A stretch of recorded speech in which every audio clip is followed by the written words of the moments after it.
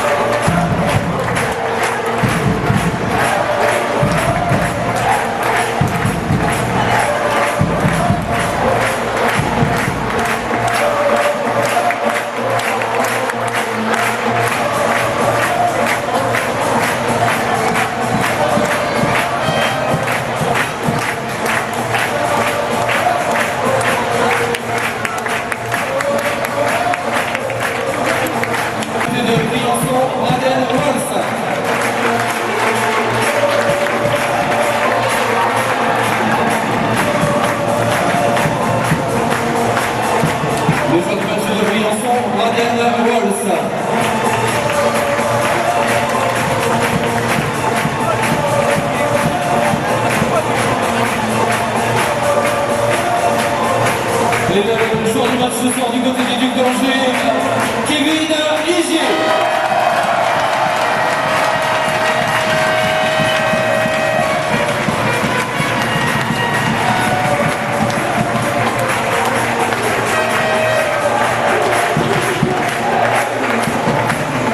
Et pour le prochain rendez-vous pour les demi-finales, consultez les dates du prochain match sur le site des Ducs d'Angers, www.lesducsdangers.fr.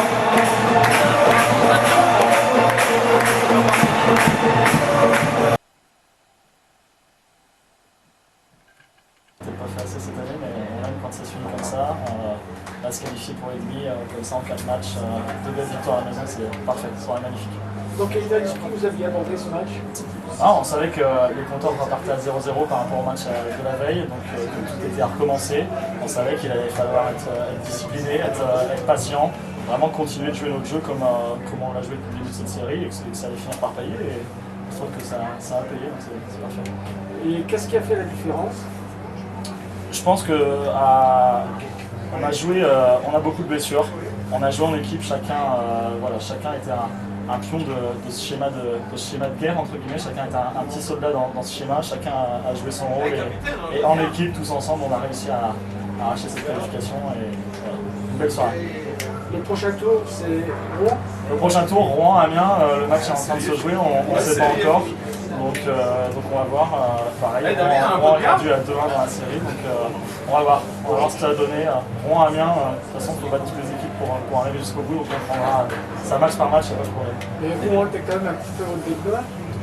Ouais, alors on peut dire qu'Amiens aussi a été notre bête noire. Donc non, on va prendre l'équipe qui sortira la plus forte de cette série.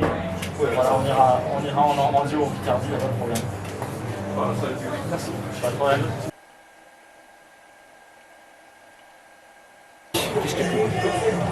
Ça fait du bien, une série de terminée et bien conclue de belle manière sur 3 succès de rang et 3 succès solides de surpoids.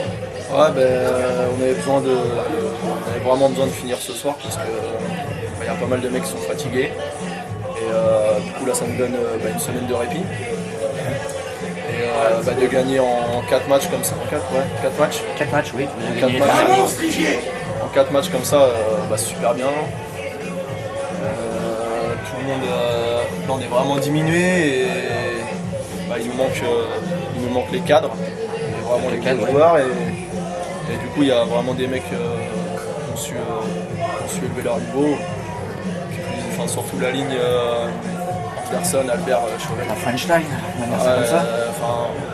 Cette ligne là, c'est lourd.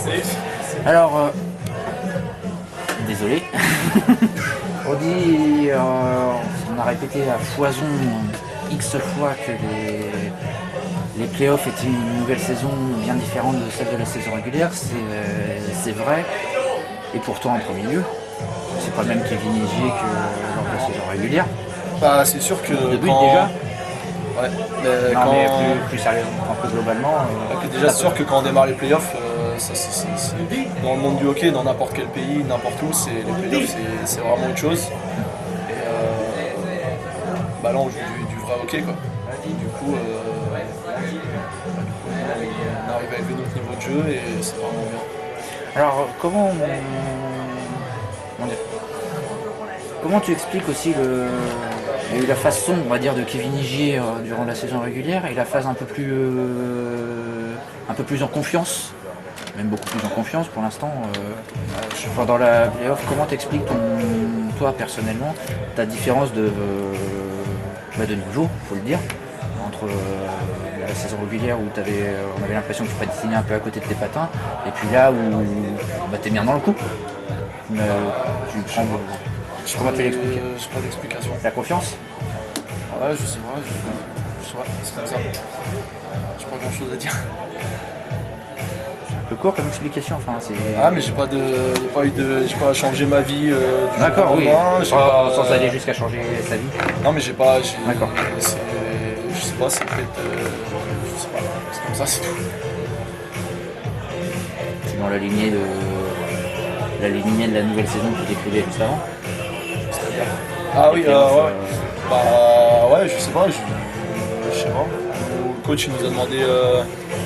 Il a demandé aux joueurs qui restaient, entre guillemets, qui prenaient plus beaucoup de prendre de responsabilités. Et a priori, tous les mecs là, on